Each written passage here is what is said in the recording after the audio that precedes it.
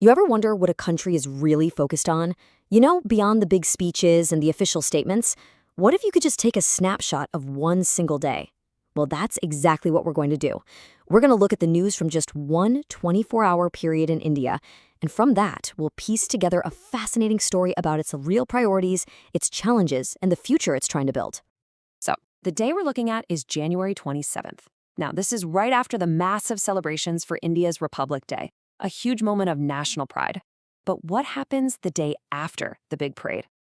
When a nation gets back to work. Well, we've picked out 8 key stories from this one day that, when you put them all together, they paint a surprisingly clear picture. So, the first big theme that jumps out is something that's on everyone's mind globally: building a greener future. And what's really fascinating here isn't just that India is focused on the environment, but how. On this one single day, we can actually see a clear strategy in action, kind of like a 3-pronged attack at the national level, the local city level, and even on the international stage. Okay, let's start at the very top with national policy. On this day, the government announced a major expansion of its carbon credit trading scheme. Now, in simple terms, this is a system that basically makes it more expensive for big industries to pollute. It creates this real financial incentive for them to go green. And this wasn't just some minor tweak, okay? This was a huge step, pulling way more of the country's industrial core into its big climate action plan. And just look at the scale of this move: 208. That's how many new industrial units were brought into this mandatory carbon market. We're talking everything from petrochemical plants to aluminum producers. This just dramatically expands accountability for emissions, and, it forces a huge slice of the economy to really innovate and find greener ways to operate.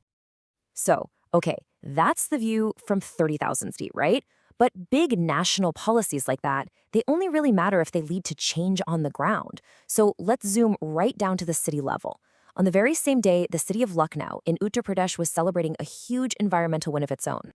100%. That is the magic number here. With its new Shivari plant up and running, a plant that can process a massive 700 metric tons of waste every single day, Lucknow became the first city in the entire state to scientifically process all of its fresh municipal waste. And look, this isn't just about cleaning up the streets. It's about slashing landfill pollution, creating a healthier city, and, honestly, setting a powerful example for other cities to follow. Okay, so we've got national policy and we've got local action. The third piece of this environmental puzzle, which was also happening on January 27th, was international cooperation. Because, let's be real, when it comes to shared resources like our oceans, no country can go it alone. And on this day, we see India actively working with its partners to protect these absolutely vital waters. What they were doing was called the HNS response exercise. Now, HNS stands for hazardous and noxious substances, which is basically a fancy way of saying the absolute worst kinds of chemical spills you can have at sea. So the Indian and Japanese Coast Guards were out there running joint drills off the coast of Mumbai, just perfecting how they would respond together. The real key here is that this is all about building practical, real-world muscle to handle a potential disaster before it ever happens. All right, so a country's progress isn't just about the environment, right? Its greatest asset is, and always will be, its people.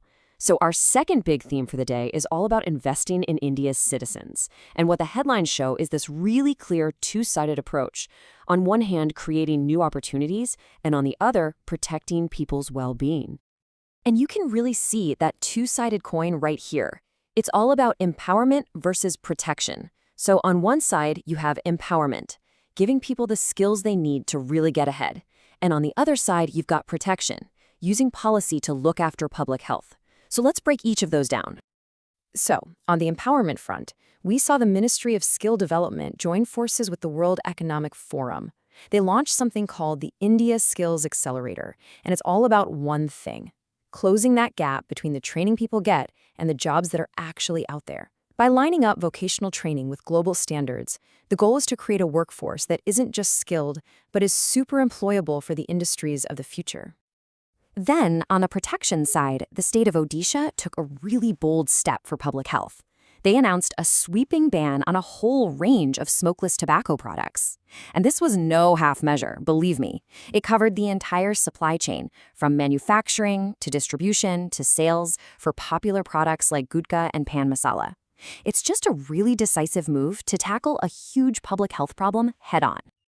Okay, for our final theme, we're going to move beyond policy and economics and into something a little different: culture, legacy, and faith.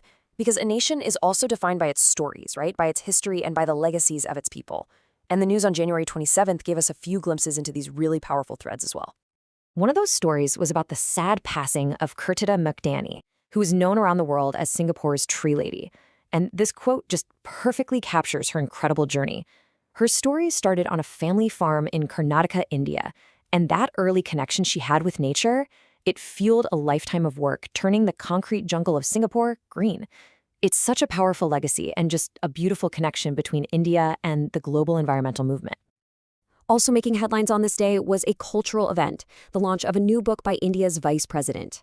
Now, the book is about the Ram Janmabhoomi movement, and according to the source material, its focus is on documenting the historical and legal journey of the issue.